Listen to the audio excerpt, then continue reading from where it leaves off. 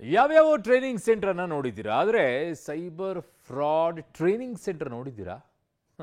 ಬೆಂಗಳೂರಿನಲ್ಲಿ ಇತ್ತು ಇದನ್ನು. ಇವತ್ತು ಪೊಲೀಸರು ಹೋಗಿದ್ದಾರೆ ಅಲ್ಲಿ. ಈ ಸೈಬರ್ ಫ್ರಾಡ್ ಟ್ರೈನಿಂಗ್ ಸೆಂಟರ್ ಮೇಲೆ ದಾಳಿ ಮಾಡಿದ್ದಾರೆ. BPO ಕಂಪನಿ ಹೆಸರಿನಲ್ಲಿ ಯುವತಿಗೆ ಸೈಬರ್ ವಂಚನೆ ಮಾಡ್ತಾ ಇದ್ದಂಥ ದೊಡ್ಡ ಜಾಲವನ್ನು ಪತ್ತೆ ಹಚ್ಚಿದ್ದಾರೆ. ಜೊತೆಗೆ ಟ್ರೈನಿಂಗ್ ಸೆಂಟರ್ನ ಬೆಂಗಳೂರು ಪೊಲೀಸರು ಸೀಸ್ ಕೂಡ ಮಾಡಿದ್ದಾರೆ. ಇಡಿ, CBI, CCB, ಮುಂಬೈ ಪೊಲೀಸರು ಜಡ್ಜ್ ಅಂತ ಬೆದರಿಕೆ ಹಾಕಿ ಸೈಬರ್ ಫ್ರಾಡ್ ಮಾಡ್ತಾ ಇದ್ರು. ಅತಿ ದೊಡ್ಡ ಜಾಲವನ್ನು ಪತ್ತೆ ಹಚ್ಚುವಲ್ಲಿ ಬೆಂಗಳೂರು ಪೊಲೀಸರು ಯಶಸ್ವಿಯಾಗಿದ್ದಾರೆ. Very good. ಬೆಂಗಳೂರಿನ HSR ಲೇಔಟ್ನಲ್ಲಿ BPO ಕಂಪನಿ ಹೆಸರಿನಲ್ಲಿ ಸೈಬಿಟ್ ಸೊಲ್ಯೂಷನ್ ಪ್ರೈವೇಟ್ ಲಿಮಿಟೆಡ್ ಅಂತ ಕಚೇರಿಯನ್ನು ತೆರೆದು ಸೈಬರ್ ವಂಚನೆಯನ್ನು ಮಾಡ್ತಾ ಇದ್ರಂತೆ. ಇವತ್ತು HSR ಲೇಔಟ್ ಪೊಲೀಸರು ಈ ಕಚೇರಿ ಮೇಲೆ ದಾಳಿ ನಡೆಸಿದ ವೇಳೆ ಸುಮಾರು 25 ಜನ ಯುವಕರೆಲ್ಲ ಇಲ್ಲಿ ಕೆಲಸ ಮಾಡ್ತಾ ಇದ್ರು. 25 ಜನರನ್ನು ವಶಕ್ಕೆ ಪಡ್ಕೊಂಡಿದ್ದಾರೆ. ಆರೋಪಿಗಳಿಂದ 20 ಮೊಬೈಲ್ಗಳು, ಸಿಮ್ಗಳು, ಲ್ಯಾಪ್ಟಾಪ್ಗಳನ್ನು ವಶಕ್ಕೆ ಪಡೆದಿದ್ದಾರೆ. ವಿಚಾರಣೆ ನಡೆಸ್ತಾ ಇದ್ದಾರೆ. ಏನೇನು ಇದರಲ್ಲಿ ಯಾವ ರೀತಿ ಮೋಡಸ್ ಇತ್ತು ಅದು ಎಲ್ಲ ಕೆಲವು ಬಗ್ಗೆ ಮಾಹಿತಿ ಸಿಕ್ಕಿದೆ ಆಲ್ರೆಡಿ ನಮ್ಮ ಟೀಮ್ಗೆ. ಬಟ್ ಡೇ ಬೈ ಡೇ ಇದು ಬೇರೆ ಬೇರೆ ಆ್ಯಂಗಲ್ಸ್ ಬರ್ತಾಯಿದೆ. ಅದಕ್ಕೋಸ್ಕರ ಟೀಮ್ಗೆ ಒಂದು ದೊಡ್ಡ ಒಂದು ಜವಾಬ್ದಾರಿ ಇದೆ. ಸೊ ಯಾರ್ಯಾರು ಕೆಲಸ ಮಾಡ್ತಾಯಿದ್ರು ಅವರು ಇಲ್ಲಿ ಜಾಬ್ಗೆ ಹೇಗೆ ಸೇರಿದ್ರು ಇಲ್ಲಿ ಮತ್ತು ಇಲ್ಲಿ ಯಾವ ರೀತಿ ಫ್ರಾಡ್ ಅಂದರೆ ಒಂದು ಮೆಕ್ಯಾನಿಸಮ್ ಏನಿತ್ತು ಅದು ತಿಳ್ಕೊಳ್ಳಿಕ್ಕೆ, ಪ್ಲಸ್ ಬೇರೆ ಬೇರೆ ಕಡೆ ಎಲ್ಲರೂ ಯಾರು ಮೇನ್ ಆರೋಪಿ ಅವರಿದ್ದಾರೆ ಅವ್ರ ಬಗ್ಗೆ ಮಾಹಿತಿ ಇಮಿಡಿಯೇಟ್ಲಿ ಸಂಗ್ರಹಿಸಿ, ಯಾಕಂದರೆ ಸಮಯ ವೇಸ್ಟ್ ಆಗಬಾರ್ದು. ಮತ್ತು ಕೆಲವರು ಇನ್ನೂ ಇಂಥ ಎಸ್ಟಾಬ್ಲಿಷ್ಮೆಂಟ್ ಬಗ್ಗೆ ನಮಗೆ ಮಾಹಿತಿ ಬರ್ತಾಯಿದೆ. ಅದರಲ್ಲಿ ಕೂಡ ಸರ್ಚ್ ಆಪರೇಷನ್ ಆಗುತ್ತೆ.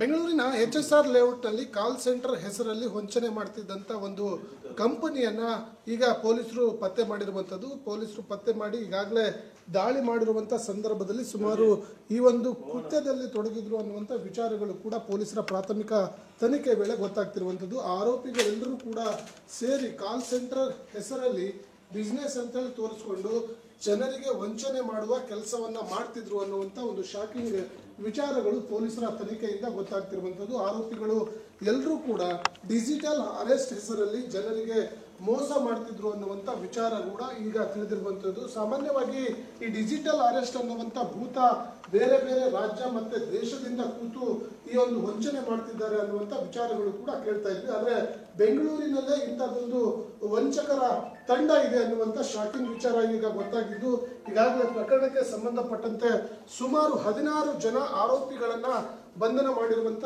HSR ಲೇಔಟ್ ಪೊಲೀಸರು ಪ್ರಕರಣಕ್ಕೆ ಸಂಬಂಧಪಟ್ಟಂತೆ ತನಿಖೆಯನ್ನ ಮಾಡುವ ಕೆಲಸವನ್ನ ಮಾಡ್ತಿರುವಂಥದ್ದು. ನಾನು ವಿಜುವಲ್ಸ್ಗಳಲ್ಲಿ ಏನು ತೋರಿಸ್ತಾ ಇದ್ದೀನಿ, ಇದು ಒಂದು ರೀತಿ ಕಾಲ್ ಸೆಂಟರ್ ರೀತಿಯಲ್ಲಿ ಈ ವಿಜುವಲ್ಸ್ಗಳನ್ನು ಸೆಟಪ್ ಮಾಡ್ಕೊಂಡಿರುವಂಥದ್ದು. ಇಲ್ಲಿ ಕೂತ್ಕೊಂಡು ಎಲ್ಲರೂ ಕೂಡ ಒಂದು ಕಾಲ್ ಸೆಂಟ್ರಲ್ಲಿ ಹೇಗೆ ಕೆಲಸ ಮಾಡ್ತಾರೋ ಹಾಗೆ ಆರೋಪಿಗಳಿಗೆ ಒಂದು ಟ್ರೈನಿಂಗ್ ಕೊಡುವ ಕೆಲಸ ಆಗ್ತಾ ಇತ್ತು. ಅದಾದ ನಂತರ ಡಿಜಿಟಲ್ ಅರೆಸ್ಟ್ ಮಾಡಿ ಜನರನ್ನು ಹೇಗೆ ಬೆದರಿಸಿ ವಂಚನೆ ಮಾಡಬೇಕು ಅನ್ನುವಂಥ ನಿಟ್ಟಿನಲ್ಲಿ ಟ್ರೈನಿಂಗ್ ಕೂಡ ಇಲ್ಲಿ ಕೊಡಲಾಗ್ತಾ ಇತ್ತು ಅನ್ನುವಂಥ ವಿಚಾರಗಳು ಕೂಡ ಗೊತ್ತಾಗ್ತಿರುವಂಥದ್ದು.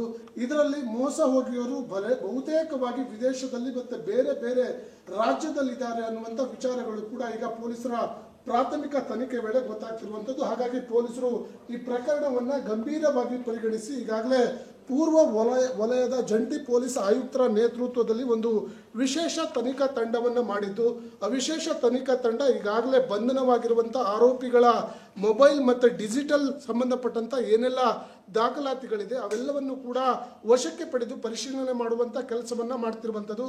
ಈಗ ಪೊಲೀಸರಿಗೆ ಸಿಕ್ಕಿರುವಂಥ ಮಾಹಿತಿ ಪ್ರಕಾರ ಈಗ ಈ ಒಂದು ವಂಚನೆಯಲ್ಲಿ ಮೋಸ ಹೋಗಿರೋರು ಎಲ್ಲರೂ ಕೂಡ ಬೇರೆ ಬೇರೆ ದೇಶ ಮತ್ತು ರಾಜ್ಯಗಳಲ್ಲಿ ಇದ್ದಾರೆ ಅನ್ನುವಂಥ ಮಾಹಿತಿಗಳು ಕೂಡ ಸಿಕ್ಕಿರುವಂಥ ಕಾರಣ ಅವರಿಂದಲೂ ಕೂಡ ದೂರು ತೆಗೆದುಕೊಂಡು ಕಠಿಣ ಕ್ರಮವನ್ನು ಕೈಗೊಳ್ಳಲಿಕ್ಕೆ ಪೊಲೀಸರು ಮುಂದಾಗಿದ್ದಾರೆ ಅನ್ನುವಂಥ ವಿಚಾರಗಳು ಕೂಡ ಈಗ ಸದ್ಯಕ್ಕೆ ಗೊತ್ತಾಗ್ತಿರುವಂಥದ್ದು.